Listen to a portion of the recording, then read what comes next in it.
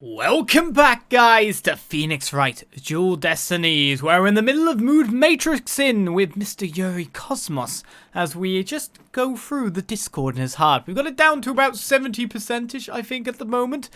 Well, we're about to get it down lower as we've just kind of presented another way of seeing or doing things. As we're saying, Solomon's body, Solomon's handprint, was used to open up the door to allow the killer to escape. However, we're still not sure who that killer is, so let's continue on.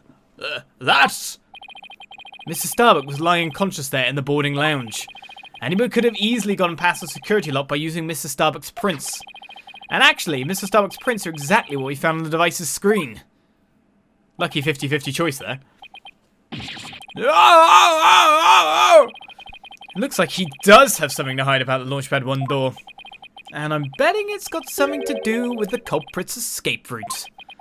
But I don't have enough information to see the whole picture yet. You know, something just occurred to me. Would you like to hear it? Yeah, sure. Huh? Oh yes, by all means. There's a security camera in boarding lounge 1. Right, the one that recorded the victim and the defendant. What about it, Your Honor? If the true culprit escaped into the Launchpad 1 corridor... Oh, God! Where is the thing again? Where's the security? Oh my God, I only just noticed that then. How did I not notice this before? Probably because they're already talking about numbers now. What the hell? Okay. If the true culprit escaped in the Launchpad 1 corridor, then that might be recorded on the security footage as well. Then the mystery would be solved. What do you think of my logic? Yeah, but the tape cuts off.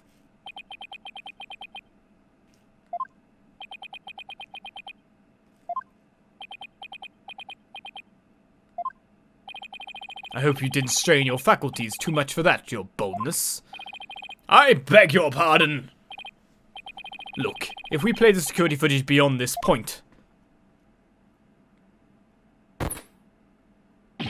Oh my! The footage cuts off! The camera was running on backup power, but apparently the power cables were damaged. Most likely by the after effects of the explosion. There was no footage after this, be it of criminals or space aliens. And I thought it was such a good idea too. Just because your grandchild is watching from the gallery, it doesn't mean you should try to show off too much, Grandpa Boldness. I prosecutor Blackwell, how do you know about my grandchild? Also, Judge, you've just had a courtroom bombing. Why the hell are you bringing your grandchild into court? What the hell? This seems beyond negligent. I would keep my family away. This is my job, but it's dangerous here. Come on. I think his grandchild just learned a little about the harshness of the adult world. Setting aside the issue of grandchildren, I'd like to have the witness continue. Director Cosmos, could you tell us more about when you entered the lounge? I must. So still up to, like, we didn't get any Discord down then? Okay, so a new set of statements, is it? It's definitely shorter than it was before. I had to avoid getting shot. Sad. After the killer vanished, I went into the lounge. Okay, still slightly sad. Oh, here we go. From here is what we're looking at. But that's when Detective Arm appeared from the elevator side door. You're surprised. I thought you were kind of knew she was on scene. And then, the detective shot at me. Right. Again, we've got the sadness and the anger which would be present. But there's definitely something odd between these two statements. So you see, the killer could have only escaped to the launch pad, right? Right, it's one of these two.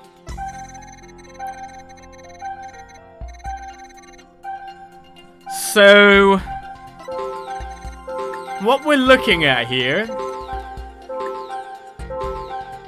Anger and sadness are completely normal. Surprise is completely normal to also have here. I guess it's the difference between these two things.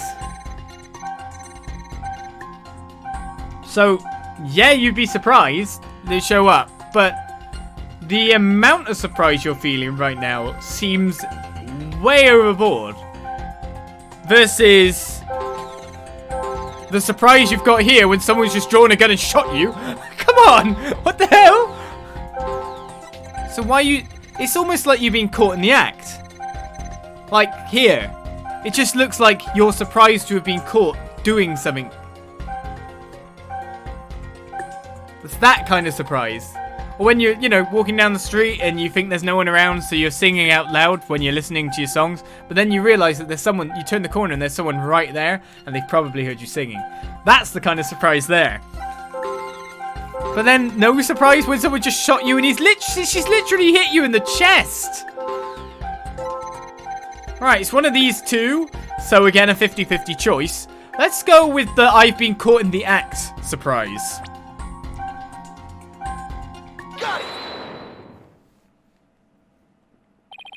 Director Cosmos, why were you so surprised when Detective Arm found you, and again when she fired? Isn't that a bit unnatural? No, that's not unnatural. I said that wasn't unnatural. Sadly, even great men such as myself have ordinary human feelings. Our bodies are bound by the forces of gravity and emotions. Even a great man such as myself experiences surprise on occasion. Yeah, I'm sure you do. But my real point is not the fact that you were surprised, but rather what you were surprised by. Pardon me? First, you were surprised when Detective Arm found you in the lounge. Oh, looks like I could have presented surprise on either one. And just after that, you were of course again surprised when she shot at you. But considering what you were surprised about, a strange phenomenon occurs here. Director Cosmos, what is strange about your surprised reaction is the fact that you were surprised twice? No, because surprise can continue past a moment, you know. Not surprised by something else. It's a dark room. What have you been surprised by?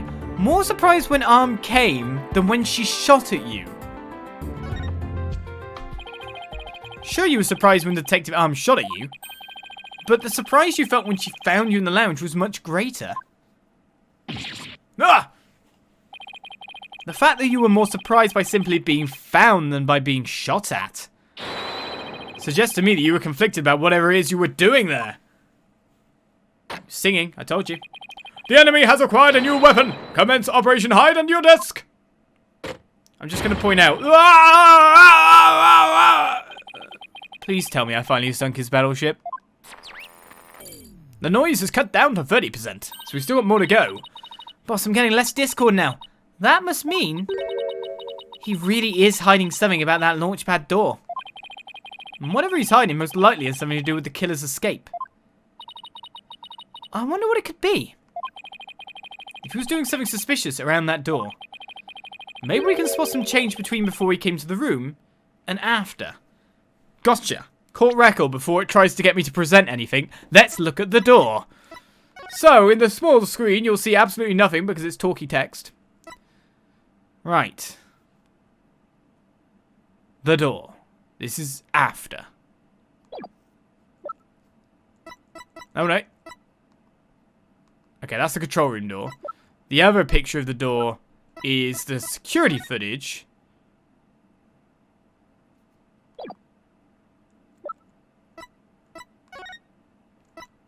There is a definite difference.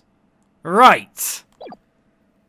The door knob is in a different position. So he did something. Detective Fulbright gave us a photo taken after the crime. Let's run a comparison. Oh, you're going to do it for me now? Damn it. Let's see. This is footage of the door before Director Cosmos arrived. And this is how the door looked after the director entered the lounge. Hey, look at that. There is a change. Something's definitely different. Director Cosmos. What is it? What have you two been up to over there? Finding the answer to what you were doing when Detective Arm found you. That's what. And that answer lies clearly in this footage. All we have to do is compare it to the photo that was taken during the investigation. Don't be ridiculous. If you really do have an answer, you'd have pointed it out already. He's asking for it. This is what changed directly after the incident. The knob! Take that! The answer is this knob. That's... Your Honor, please take a look at this footage. Let's see. Take a look at the knob next to the launchpad door. As you can see, it's horizontal. Yes, it is, isn't it? However, when we investigated the scene of the crime yesterday, the knob was vertical. And what does that mean? It means that sometime between before the director arrived and after, someone turned this knob. After the scene was discovered, you were the only one who could have turned the knob. Come on now, Director Cosmos. Let's hear what you have to say. Why is Blackwell not chipped up at all during all this? What were you trying to do by turning that knob by the door?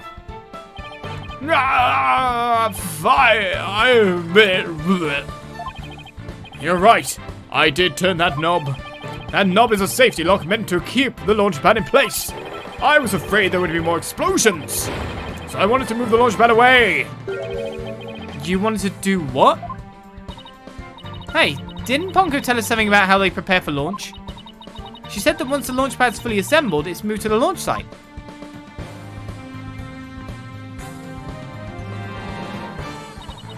But the safety lock in the boarding lounge had to be disengaged first. I guess that clears up what the knob is for. Oh, so if the killer escaped into the Launchpad 1 corridor, maybe they were transported along with the launchpad to the launch site.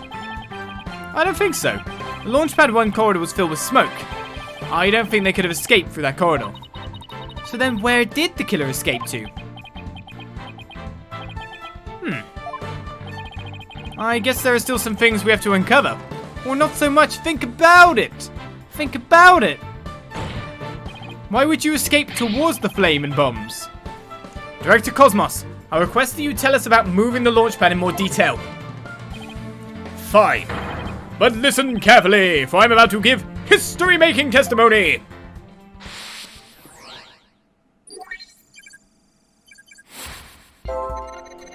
I had no choice but to disengage the safety lock.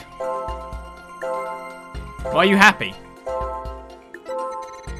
I feared there might be more explosions. Yes, sadness makes sense. So I had to cut the launch pad loose. Sadness makes sense. Surely the only escape the killer had was through launch pad 1. Why anger? Not quite sure. But that area was a sea of smoke. Is it anger because I'm questioning him, actually? Might be that. That area was a sea of smoke. Confound it. Where on earth could they have gone? It's like he doesn't actually know. So maybe that's why he's angered at not really knowing. I think the big anger being annoyed about not knowing where the killer's gone here probably covers up the anger here in a kind of makes it make sense kind of way. Like, straight away though, we've noticed the weird thing of this. Like, why would you be at all happy with this situation? Got it. Why? I had no choice but to disengage the safety lock. You make it sound like you were reluctant to do so. And yet, when you did it, you felt some joy, as if you were very pleased with yourself. How do you do it? How do you know everything as if it were there? Pretty impressive, isn't it? This is the power of analytical psychology. So care to explain why you felt joy when you disengaged the safety lock? When I think back on the facts we discovered up to this point, I have to believe that you were trying to fulfill some hidden agenda. How do you know about that too? Because I'm more or less a pro at guessing. But you have no proof that I had a hidden agenda. And even if I did, I would never ever tell you. So there. Now, you know they say people regress as they grow older, but you, sir, take the cake. And how could you doubt a man with such great intensity, intelligence, and integrity? Silence. Oh, the three eyes, eh? You, a man of integrity? Don't make me laugh. Prosecutor Blackwell? What came over him all of a sudden? You've spouted nothing but falsities since you stepped up to the stand. You're not the kind of man that will be glorified in the annals of history. Not for greatness, anyway. Unless you consider greatest barefaced liar an honor. Liar! His words bite harder than his blade. You moved Launchpad 1 after the explosions. My, how naive you are. You failed to realize how even the facts themselves have betrayed you. You know, just a thought, but modern English can be your friend. That's so harsh. And here's a thought for you. Immediately following the bombing, Launchpad 1 was on the boarding lounge 1's side. The police confirmed this on scene. What? Liar! So that means the director didn't move the launch pad? Curse my judgment for calling history's greatest liar to the witness stand. Let us leave him to indulge in his lies and war games to his heart's content. Liar! But it doesn't make sense. He can't deny that someone turned that knob. And once the safety lock was released, I'm sure the pad must have went somewhere. If we chase down the truth of this issue, we just might find where the killer escaped to. Ah! You're sure it must have went somewhere? We just might find out. Your arguments are nothing but conjecture, bluffing, and wishful thinking. Stop chasing your fantasies and see reality for what it really is. Or are you not man enough to, boy? Ah! More of you! Maybe? I don't know. Haha! Talk about hitting below the belt. Young'uns these days. I don't understand it. I'm sure Director Cosmos must have moved the launch pad. The knob was definitely turned after you came to the lounge. The launch pad is right where it's supposed to be. Ah. Wait a minute. Maybe I have it all backwards, like every other case. Will the director turn the knob not to move the launch pad away, but to bring it back to where it was supposed to be? What are you blabbering about? What if the launch pad was at the launch site before the incident? And then after the incident,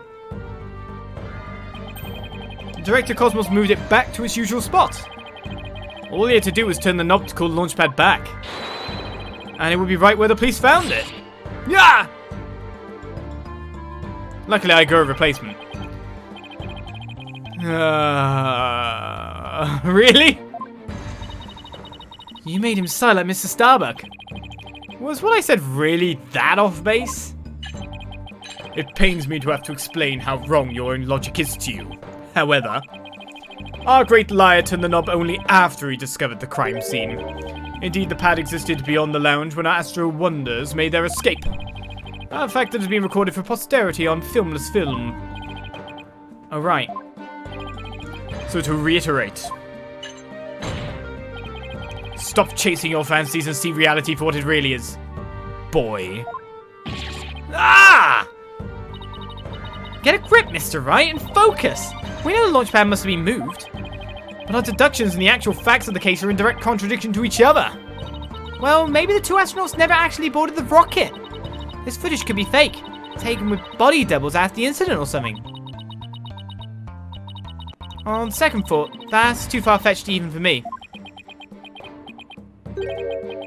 Never actually boarded the rocket. Hey, wait a minute. Maybe, just maybe. Huh? Prosecutor Blackwell, what if I told you that the two astronauts... Oh, whoa, we went straight into different music. Never set foot inside the launchpad area, but instead went into another place. And what if when the director moved Launchpad 1 back, it was not from the launch site, but from another place? What would you say then? Cut the existential bull or I'll cut you. Mr. Wright, you will explain yourself at once. I know I'm right. It was all the other way around from the beginning. Very well, Your Honor. Let me explain.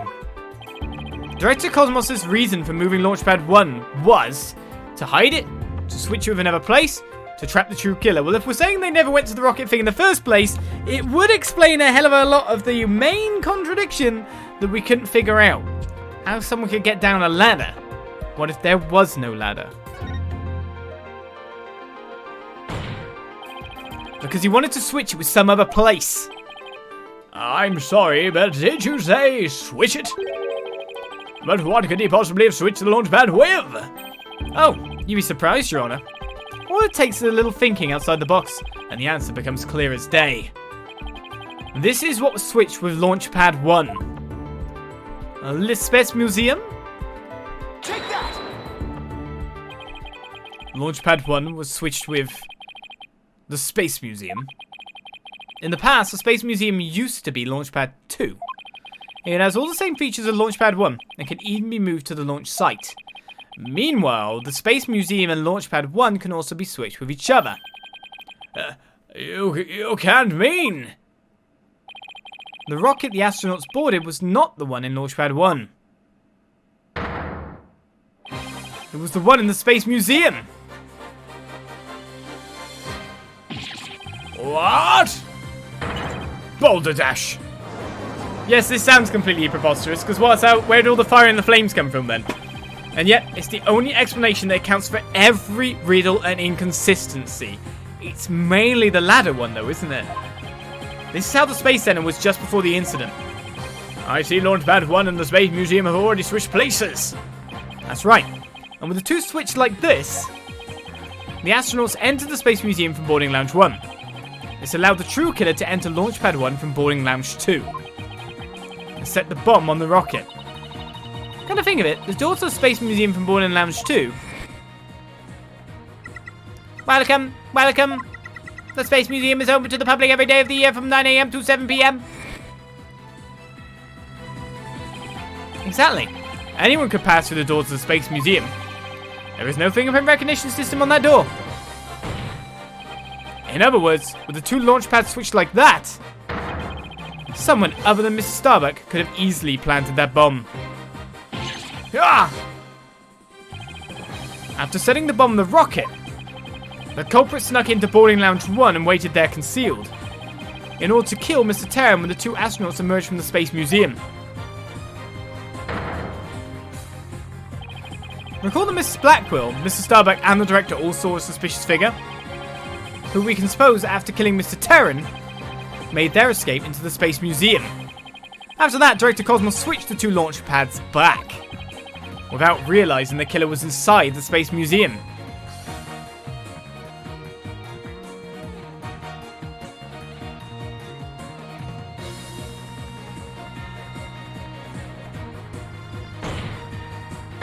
The killer then left the Space Museum and made a clean getaway. Right, Dono. I see you know how to handle a sword and handle it well. Perhaps I should call you Swordmaster Bluff. I'm a seasoned warrior who's cut down many a prosecutor. Silence. But unless you can prove your fury is no better than a rusty sword. That's right! You have no proof I switched the launch pads! Somebody needs a better anger management counselor. If the launch pads really were switched, there might be a record of it somewhere. At this point, Launchpad 1 and the Space Museum were switched with each other. So the corridor beyond the door should be the one that belongs to the Space Museum. Let's see, this is an image of the Launchpad 1 corridor. Do you see anything different when we compare it to the security footage? Huh? That number on the floor! Well, what do you know? It looks like we have proof after all, Prosecutor Blackwell. And if this is just another bluff? Oh, don't worry. It's all right here. Right in this footage. Proof that beyond this door is the corridor to the Space Museum. Very well then. Answer this for me, if you would. What in this footage proves that the corridor belongs to the Space Museum? The thing I only noticed not too long ago! It's the number 2 on the floor! There's a 1 on the floor in the Launchpad 1 corridor. But take a look at the floor of the corridor in the security footage. Do you see the number on the floor behind the astronauts? It doesn't look like a 1, does it? That's because what you see is actually part of a 2. What? Why is it a 2 and not a 1? That's because the corridor you see is the one to the Space Museum. Ah! Ah! And so that means the corridor on this footage was not filled with smoke. That's right, because the explosion didn't occur in the Space Museum. The explosion occurred in Launchpad 1, on the side opposite the Space Museum. And now that we know the 2 astronauts escaped from the Space Museum, the mystery from the previous trial of how they got down the ladder is cleared up. Mr. Terran, carrying Mr. Starbuck, simply took the elevator from the upper level down to the middle level. And just incredible! The 2 launch pads were actually switched! But you'd think someone would have noticed an event of this magnitude. Everyone was down in the basement shelter when the launch pads were swapped back. There's no way anyone could have known what was happening on the surface. Apart from maybe noise, I don't know.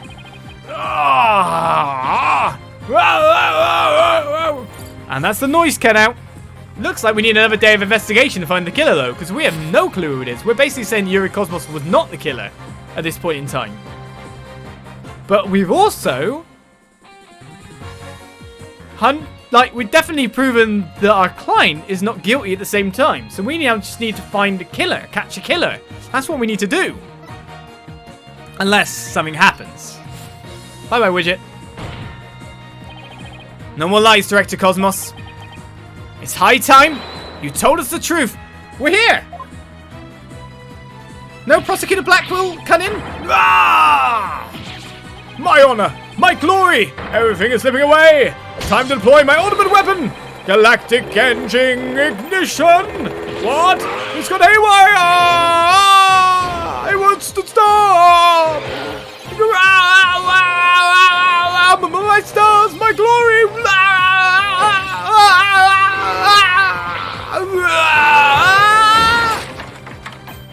No! Not that way!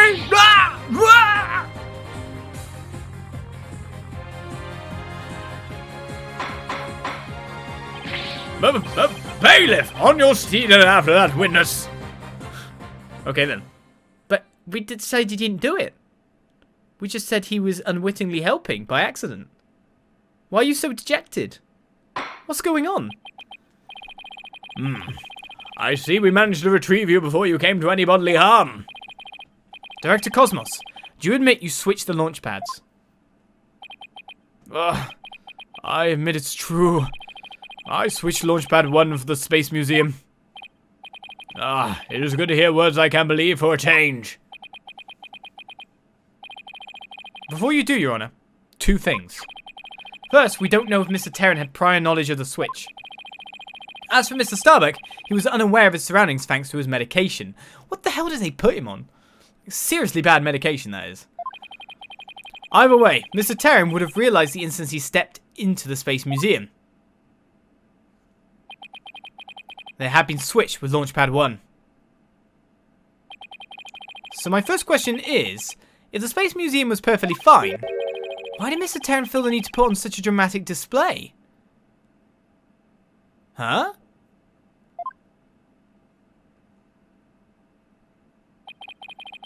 As for my second question, I'd like Director Cosmos to tell us why he switched the 2 launch pads to begin with. Please, I can't. I exercise my right to remain silent. But I will say, my hands were tied. I was only doing what I could to keep my men from getting caught in that blast. So he knew the bombing was going to happen? As in, like, the director is terrified. Okay. He not only knew the bomb threat, of course he knew the bomb threat, but he knew the bomb's target, too. He must have one heck of a reason for not wanting to explain why. Probably not a good time to try to pry it out of him, huh? Excuse me, but would you mind if I picked up my stars? Without my badge of rank, I'm nothing. I don't see why not. Bailiff, help the director retrieve his stars.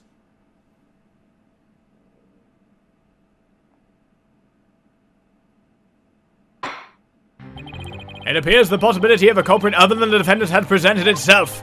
Mr. Starbuck, is there anything you wish to say? I don't get it. Nor do I. Is this the end of the case or what? Don't get it?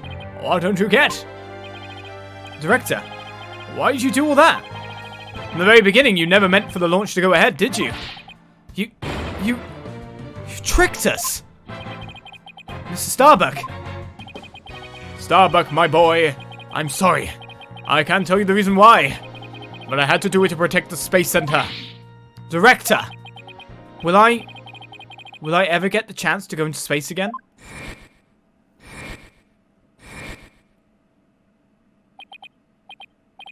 Yes. Yes, of course. I won't rest until it happens. I will get you into space again, my boy. Then the dream is still alive. Silence. Oh, what?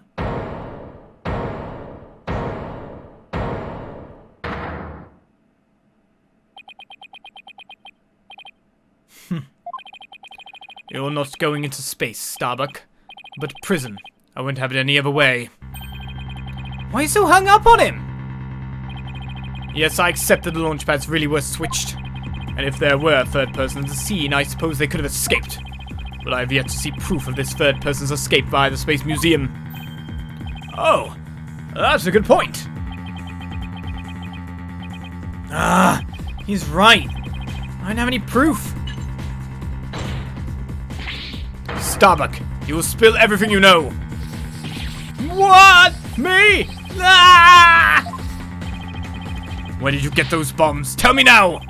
If you don't, my blade shall feast on your blood.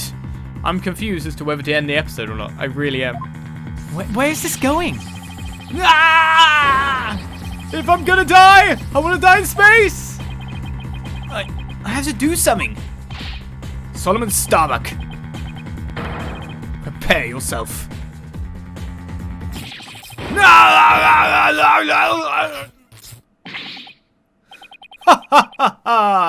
Now, you know violence isn't the answer, Prosecutor Blackwell. That annoyingly cheerful laugh. It can be none other than...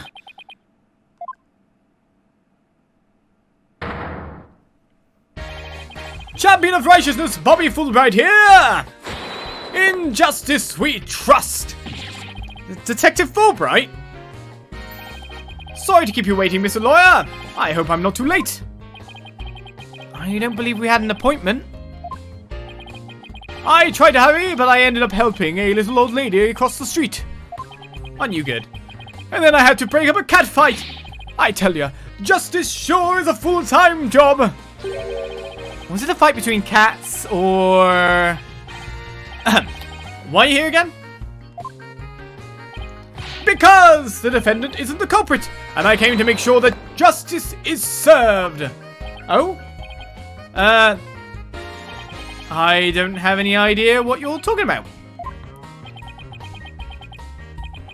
Fulbright. I always thought you were a bit touched in the head. But have you finally succumbed? Nope, but it looks like you've succumbed to this phantom of yours. Open your eyes and let the evidence of justice uncloud your judgment. What evidence? Kind of think of it, he did say something about finding us some evidence. Thanks, you two. I feel a lot better now that I've been able to get that off my chest. I'm going to work extra hard to find that perfect piece of evidence for you. I didn't think he was serious, though.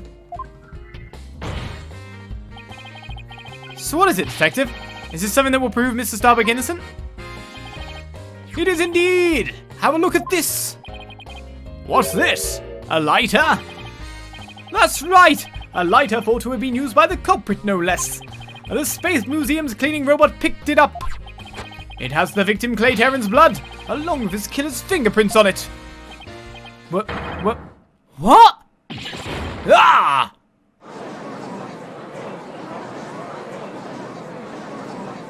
So we're moving on to another day. We've got to investigate this lead. Order! Order! Detective Fulbright, can I assume that the fingerprints don't belong to the defendant? You bet! Mr. Starbuck is totally innocent. This is it. This is just what I needed. The lighter has been added to the court record. The true culprit's fingerprints are on it in the victim's blood. Your Honor, this is decisive evidence that supports the defense's earlier claim. Explain yourself, Mr. Wright. With pleasure, Your Honor.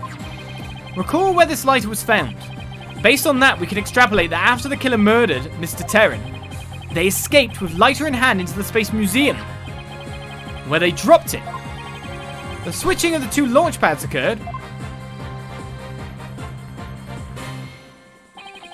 Then finally, the killer left through boarding lounge 2 and made their escape. Meanwhile, Mr. Starbuck was found in boarding lounge 1 after the murder. A fact that Director Cosmos has testified to. Therefore, Mr. Starbuck couldn't have possibly been the one to drop the lighter there. Silence. But the defendant had free reign of the area until Director Cosmos appeared. Could he not have dropped the lighter in the Space Museum during that span of time? Objection! You'd like that to be true, wouldn't you? But Director Cosmos testified that right after he saw the mysterious figure with a lighter, he went into the lounge and found the unconscious Mr. Starbuck. In other words, Mr. Starbuck wouldn't have had the time to double back to the museum. No, Prosecutor Blackwell, this lighter could only have been dropped by the real killer. Nah. Most importantly, Mr. Starbuck's fingerprints were nowhere to be found on this lighter. I think you understand what this means, don't you? This piece of evidence unequivocally proves that Mr. Starbuck wasn't the culprit. Ah! This does indeed appear to be decisive evidence that proves the defense's claim. As for the remote switch that was found in Mr. Starbuck's pocket, we can assume it was planted by the killer on the unconscious Mr. Starbuck. No. There must be some mistake. Frankly, Prosecutor Blackwell, I've been worried about you. You've been chasing this phantom for 7 old years. I understand your urgency because tomorrow, statute of limitations. Silence.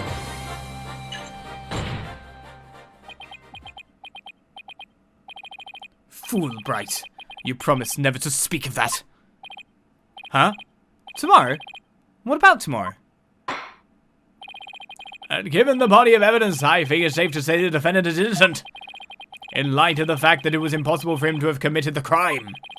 A few unanswered questions remain, so I look forward to seeing what you two uncover. We are going to another day, so...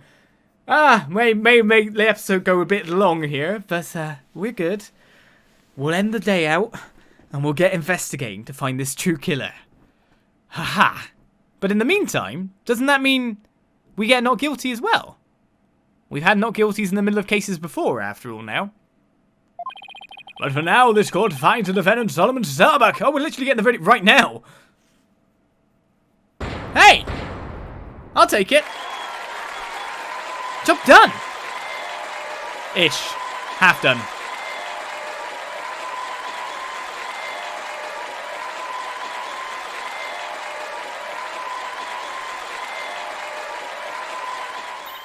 Yes! We did it, Mr. Wright! Looks like we pulled it off somehow, huh? With some help from Detective Fulbright. Mr. Wright, Miss Cykes, thank you! And please thank Apollo for me too. You all are the best.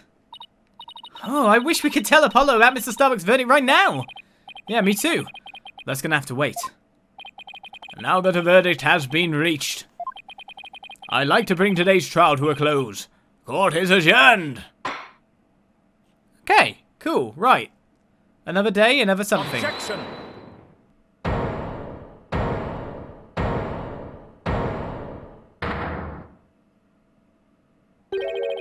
It's too late to object, isn't it?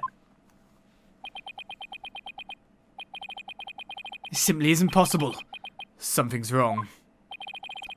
Prosecutor Blackwell, are you satisfied with the verdict? Fulbright. What were the results of the fingerprint analysis for the lighter? Huh? The results?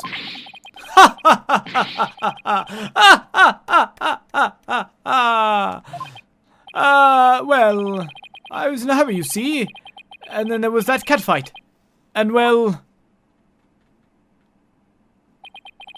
I kind of got carried away when I heard the prints weren't Mr. Starbucks, so... You have yet to read it. Prosecutor Blackwell, can you read out who the prints belong to? Upon thorough analysis, the fingerprints were found to belong to Athena Cykes. So says the report. What? What? Huh? Me?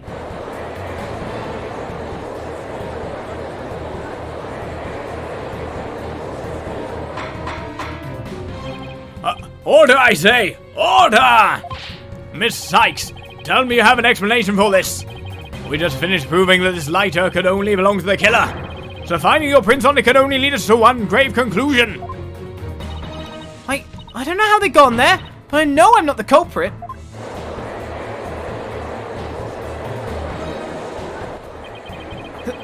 This can't be happening. We'll build up our argument piece by piece. And I don't think any of our reasoning was faulty. So, how could it have led to this?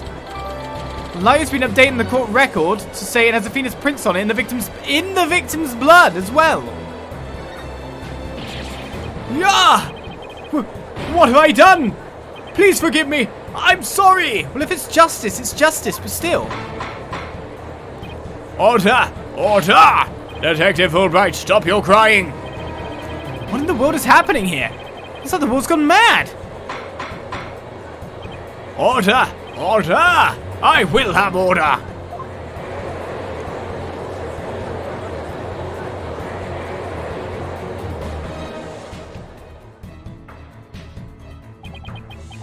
Confusion spiraled into utter chaos. After all, we'd fought for. The truth had turned cruelly on us to accuse Athena of the crimes. Somewhere, somehow, everything had gone terribly wrong. We had stumbled over the edge of reason and into the jaws of a twisted darkness.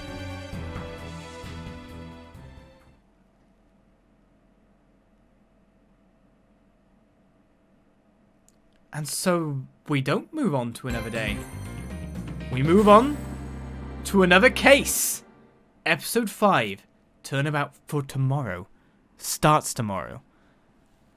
We didn't actually... Well, normally we usually have a sidekick of Phoenix that gets accused of crime. That is very traditional in some way, sense, or anything. But here we go. What is going on? Well, we knew that she had links to the Space Center. But what links are they? Finally we get round to the juicy stuff that we saw at the very start of it all. What ties both Athena Cykes and Blackwell to everything? With the shock that's happened in the courtroom, we'll continue on next time. I'll see you around. Bye-bye.